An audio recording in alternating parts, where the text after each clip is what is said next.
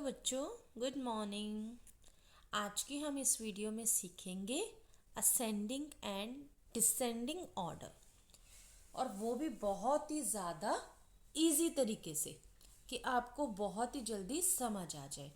सबसे पहले तो इसको करने के लिए आपको चाहिए क्या? अब सबसे पहले हमें क्या चाहिए कि आपको काउंटिंग आनी चाहिए, पता होना चाहिए कि काउंटिंग में पहले क्या आता है और बाद में क्या आता है। जैसे कि एक हमें ना छोटा सा एग्जाम्पल लेते हैं और उससे समझते हैं। Look at these numbers. ये कुछ नंबर्स दिए गए हैं, इसकी तरफ देखो। जैसे कि 2, 1 8 18, 1 3 13, 1 7 17। अब ये हमने 4 नंबर लिए हैं। कौन कौन से? 2, 18, 13 और 17।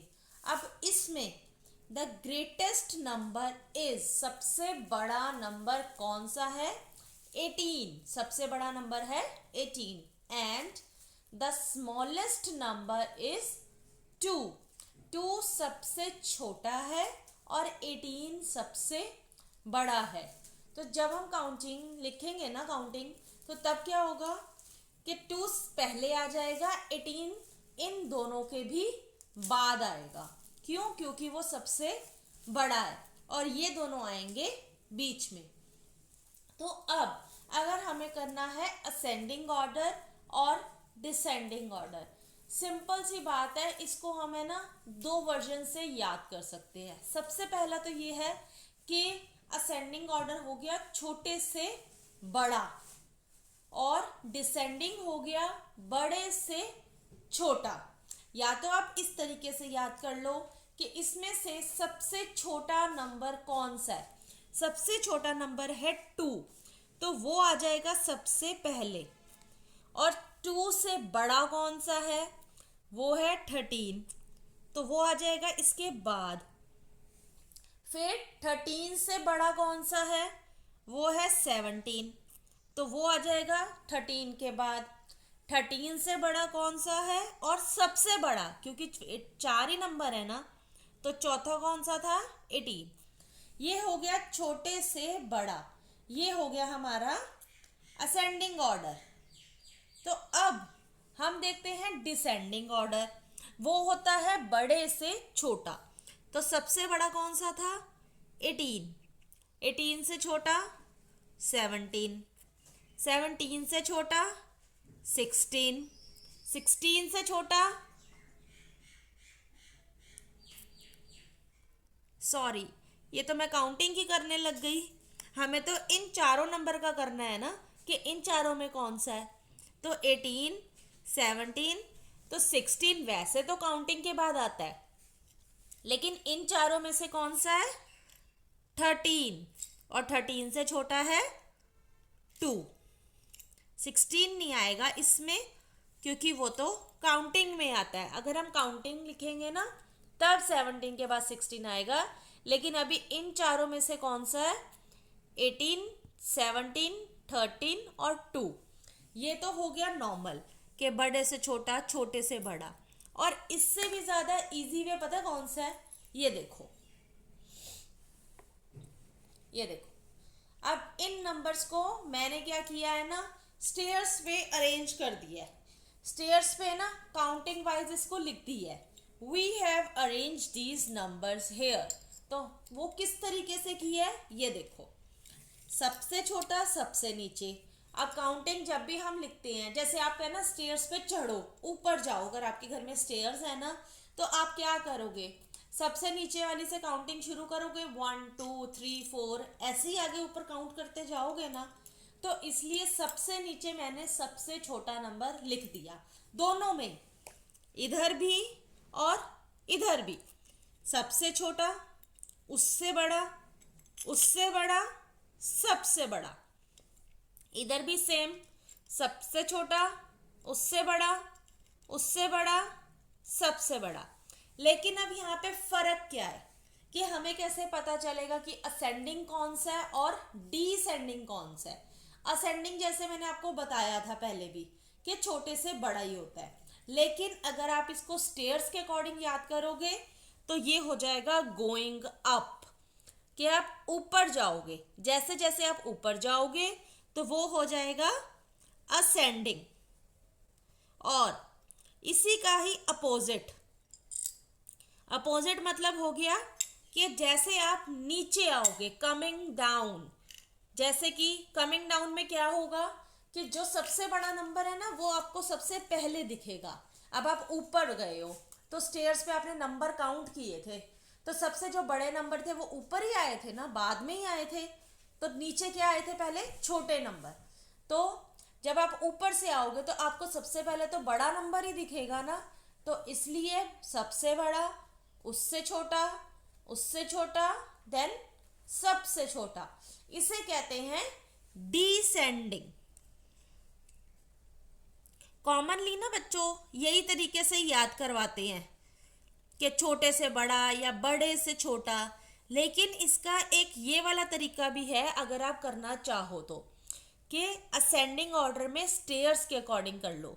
गोइंग अप, ऊपर जाते हैं तो असेंडिंग, नीचे आते हैं तो डिसेंडिंग।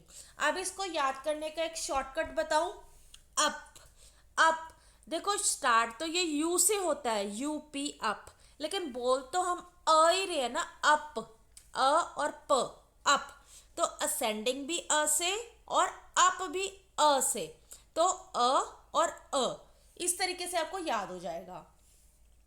और कमिंग डाउन का मतलब होता है डिसेंडिंग, मतलब डिसेंडिंग भी डी से और डाउन भी डी से, तो दोनों डी डी है ना। तो इसलिए इसी तरीके से अगर आप याद करोगे ना तो आपको हमेशा याद रहेगा that going up is ascending A and coming down मतलब D and D is common between the both, so D and D means descending means coming down. ठीक है बच्चों, आई होप आपको ये चीज समझ आ गई होगी। और इसको थोड़ा और क्लियर करने के लिए हम 2-3 इसके क्वेश्चन भी सॉल्व करके देखते हैं। चलो अब देखते हैं ये वाला क्वेश्चन। अब इसमें क्या है, 46, 36, 22 और 50। अब हमें इसको अरेंज करना है। तो इसमें सबसे बड़ा कौन सा है? 50। और सबसे छोटा कौन सा है? 22। तो इसका मतलब क्या होगा, सबसे नीचे आएगा 22 और सबसे एंड में आएगा 50। तो चलो आओ हम पहले लिखते हैं।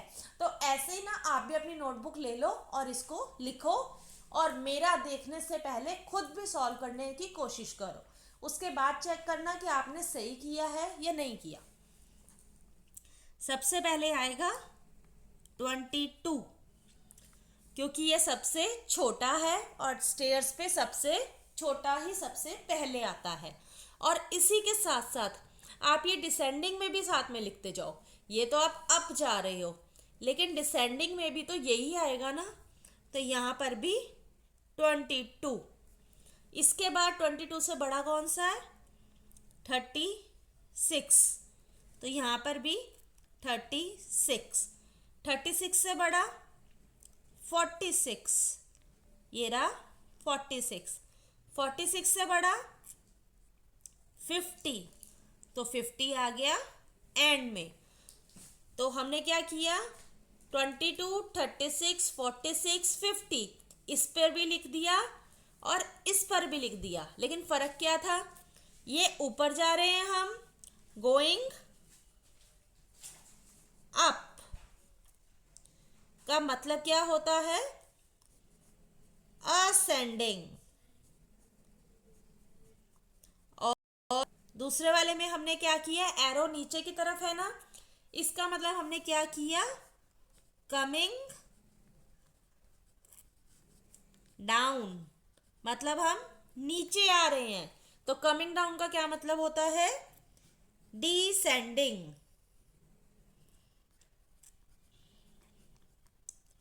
डिसेंडिंग ऑर्डर और असेंडिंग ऑर्डर। चलो अब ये तो मैंने एक बारी फिर से आपको एक्सप्लेन कर दिया। अब अगला मैं एक्सप्लेन इस तरीके से नहीं करूंगी, मैं फटाफट आपसे पूछूंगी। ये रहा नेक्स्ट 36 0 1 मतलब ये सिर्फ मैंने 1 लिखा है। 4 0 40 2 1 21 ये हम अप जा रहे हैं और इसका एरो नीचे की तरफ है तो हम नीचे आ रहे हैं। ये है 1 सबसे छोटा, उसके बाद है 21 उससे बड़ा, उसके बाद है 36 उससे बड़ा, उसके बाद आएगा 40 सबसे बड़ा। ये हो गया हमारा असेंडिंग और 1 21 36 40 ये हो गया हमारा डिसेंडिंग। 40 36 1 21 और 1। तो अगर आप ये एरो के बिना भी लिखना चाहो तो आप पता है कैसे लिखोगे। अगर डिसेंडिंग लिखना है तो सबसे पहले आएगा 40, फिर आएगा 36, फिर आएगा 21, फिर आएगा 1 क्योंकि आप स्टार्टिंग कर रहे हो यहाँ से। और अगर आप असेंडिंग को सीधी लाइन में लिखना चाहोगे तो सबसे पहले लिखोगे 1, फिर 21, फिर 36 और फिर 40।